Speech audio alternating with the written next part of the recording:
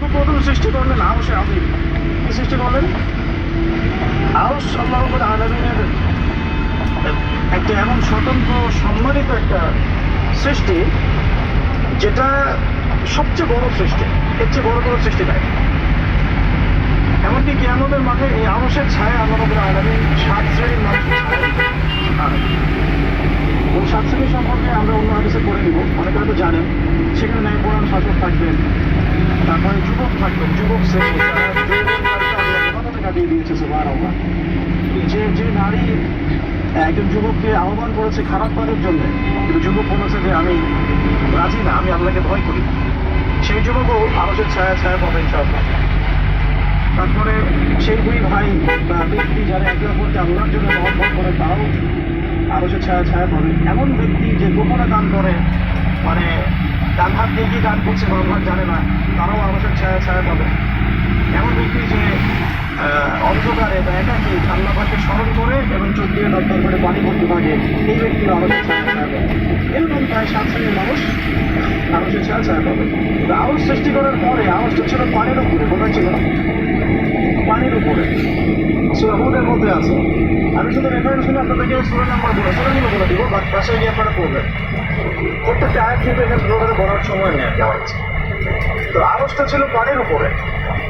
এরপরে আল্লাহ রাব্বুল আলামিন আসমান এবং জমিন সৃষ্টি করেছেন 6 দিনে। পুরো মহাবিশ্ব আল্লাহ রাব্বুল আলামিন সৃষ্টি করেছেন কত দিনে? 6 দিনে। ফিসিক্যালি আইয়াম 6 দিনে। এখন সৃষ্টি করার পরে আল্লাহ রাব্বুল আলামিন কলম সৃষ্টি করেছেন। কি সৃষ্টি করেছেন? কলম। ইলমের সাথে যে কলম তো লিখো, কলম তো আমাদের সামনে কোনো জড় পদার্থ, তাই না?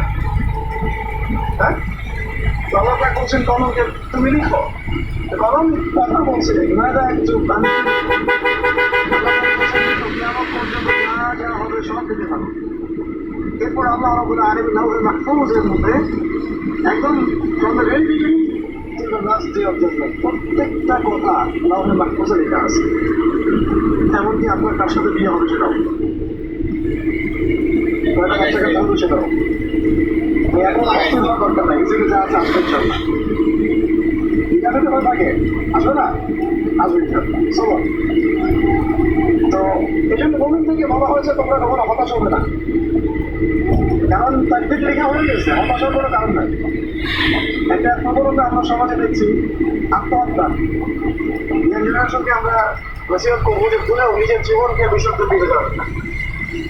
আল্লাহ রাব্বুল আলামিন আপনাদের সৃষ্টি করেছেন তার ইবাদত করার জন্য এবং তার জমিনে তার দিন থেকে প্রতিষ্ঠা করার জন্য। খেলায় খেলায় আপনার জীবনটা নষ্ট করবেন না, ঠিক আছে ভাই? আমরা ফেরত তৌফিক দান করে।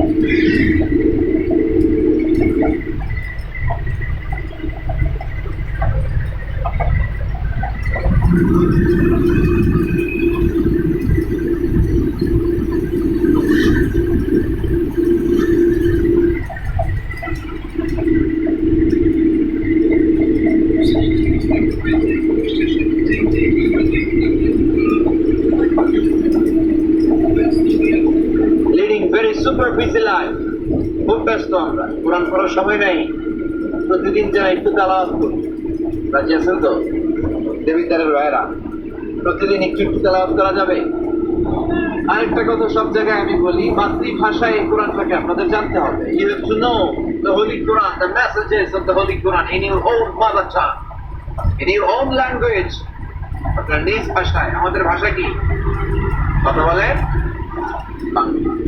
এই বাংলা ভাষায় যেন আমরা কোরআন পড়ি, কোরআন শিখি।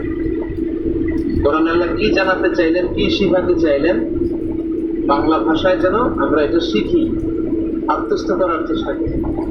দেখবেন মসজিদুল হারামে শাইখরা যখন নামাজ পড়ায়, শাইখ আব্দুর রহমান আস-সুদাইস, উনি যখন আযাবের আয়াত পড়েন, তিনি কাঁদেন, কাঁদে না? আবার মুসল্লিরাও পেছন থেকে কাঁদে, এর কারণ উনিও আযাবের অর্থ বুঝে, মুসল্লিরাও অর্থ বুঝে। আমাদের তারাবির নামাজ, এত মসজিদে তারাবি পড়লাম, বাংলাদেশে কোনোদিন কোন তারাবির নামাজে মুসল্লি আর ইমাম সাহেবের কাঁদতে দেখছেন? কথা কন, কেন কান্দে না? বুঝে নেই কোন দিক দিয়ে আযাব গেল, কোন দিক দিয়ে গজব গেল, কোন দিক দিয়ে জাহান্নাম গেল, কোন দিক দিয়ে ফেরাউন আসলো, কোন দিক দিয়ে ইউসুফ জুলেখার কাহিনী গেল, একটাও বোঝা যায়? কথা বলেন, বোঝা যায়। ইমাম সাহেব বুঝে না, আমরাও বুঝি না, কেউ বুঝে না, অর্থ বুঝি না, তাই আমাদের হৃদয়ে টাচ করে না। দেখবেন ওরা আযাবের আয়াত করলে কাঁদে, রহমত আর জান্নাতের আয়াত করলে ওদের হৃদয়টা ঠান্ডা হয়ে যায়। এই জন্য সালাতে আপনি কি করছেন এটা বুঝতে হবে। 5 মিনিট গেল সালাতে আপনি কি তেলাওয়াত করতেছেন বুঝতে হবে। আজীবন বললেন সামি আল্লাহু লিমান হামিদা, অর্থ কি অনেকেই জানে না, আছে না নাই? এই জন্য মাতৃভাষায় কোরআন জানতে হবে, কোরআন তেলাওয়াত মনোযোগ দিয়ে শুনতে হবে, কোরআন পড়তে হবে, পড়ায় দিতে হবে। আপনি কাউকে যদি সূরাতুল ফাতিহাটা শুধু শিখায়া দেন, সে সারা জীবন যতবার সূরা ফাতিহা তেলাওয়াত করবে তার একটা পার্সেন্টেজ সওয়াব আপনার আমলনামায় আছে না নাই?